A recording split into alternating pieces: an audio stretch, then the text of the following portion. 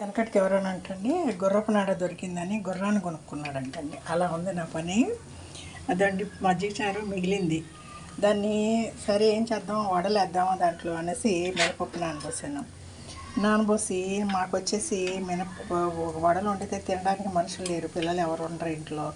సరే మా చిన్నమ్మాయి కొంచెం దూరంలో ఉంటుంది, 1 కిలోమీటర్ దూరంలో.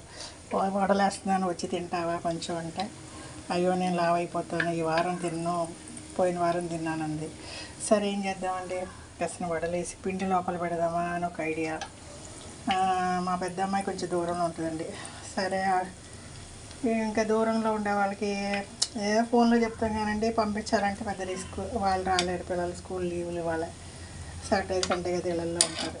సరే వడలు వేసాను కూడా, ఒక గ్లాస్ పప్పు వేసి పిల్లలకు వడలు కాల్చిపెట్టు ఏదో చెప్తే కానీ వాళ్ళు వస్తే తింటారండి. నేను అంత దూరం పంపించలేను.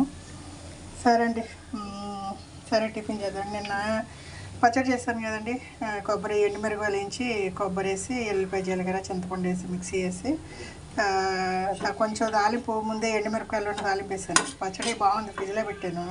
కొబ్బరి కదండి, నూనె ఉంటుంది కదా, గట్టిపడింది. సరే 4 వడలు వాళ్ళ బ్రేక్ఫాస్ట్ చేసేద్దాం నాకు ఐడియా అండి. మంత్రి సత్యనారాయణ గారి వీడియోలో అన్నిటికన్నా వడలు బ్రేక్ఫాస్ట్ వచ్చి బెస్ట్ అని చెప్పారండి చాలా వీడియోలో. అది చూసి సరే అండి తింటుంటే బాగానే ఉంది, కాళ్ళు చేతులు నొప్పులు తగ్గుతున్నాయి, కొంచెం ఎనర్జీగా ఉందండి. ఇంట్లో ఉన్న మినపప్పే కదండి. సరే వడలు వేసా. అన్నిటికన్నా ముఖ్యం అండి, మా అమ్మగారు ఫస్ట్ ఏది పొయ్యి మీద నూనె పెట్టినా తీసుకెళ్ళి ఫస్ట్ తీయగానే అది దేవుడి దగ్గర పెడతారు. నేను కూడా 4 వడలు వేసి ఫస్ట్ దేవుడి ముందు పెట్టేసి వచ్చారండి. అదేంటంటే అలవాటు, అమ్మల్ని చూసి మనం నేర్చుకుంటాం. మనం ఏది పొయ్యి మీద నూనె పెట్టి వండినా అండి ఫస్ట్ మా అమ్మగారు దేవుడికి పెట్టి తర్వాత తినమనేవాళ్ళు, మమ్మల్ని తిరనిచ్చేవాళ్ళు కాదు. ఆ దేవుడికి పెట్టినాక సెకండ్ వైపు మమ్మల్ని తిరనిచ్చేవాళ్ళండి. ఎందుకంటే ఇంకా పిండి రుబ్బి పెట్టాను ఇది. సరే ఇంకా 4 వడలు ఒక 5 వడలు పెరుగులు వేసేసి మిగతా నేను ఒక 4 తింటా. మా వారు వచ్చి ఇప్పుడు తినే మూడులో లేరు, బయటకు వెళ్ళారు, వచ్చాక తింటానంటే 4 వేస్తా. ఇది వెస్ట్ గోదావరి అమ్మమ్మ వంటల వీడియో అండి.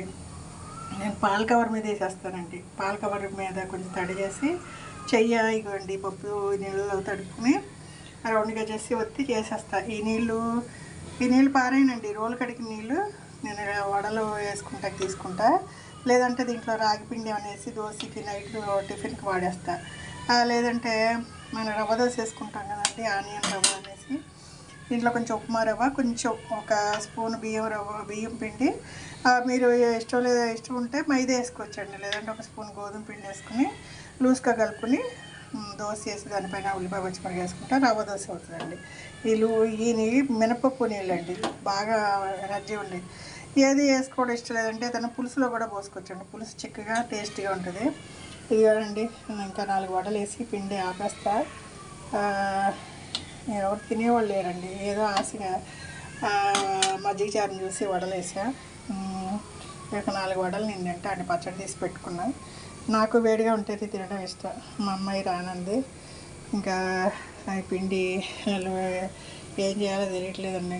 కాసేపు నాకు చూస్తా, వస్తానంటే ఆమెకి వేసిస్తా, లేదంటే వేరే విధంగా వాడుకోవాలండి. వడియాలో పెట్టేసుకోవడం ఎంట్లో ఉంది కదండి, బయట చిన్న చిన్న వడియాలు వేసుకుంటే మినపొడియాలు రెడీ అయిపోతాయి.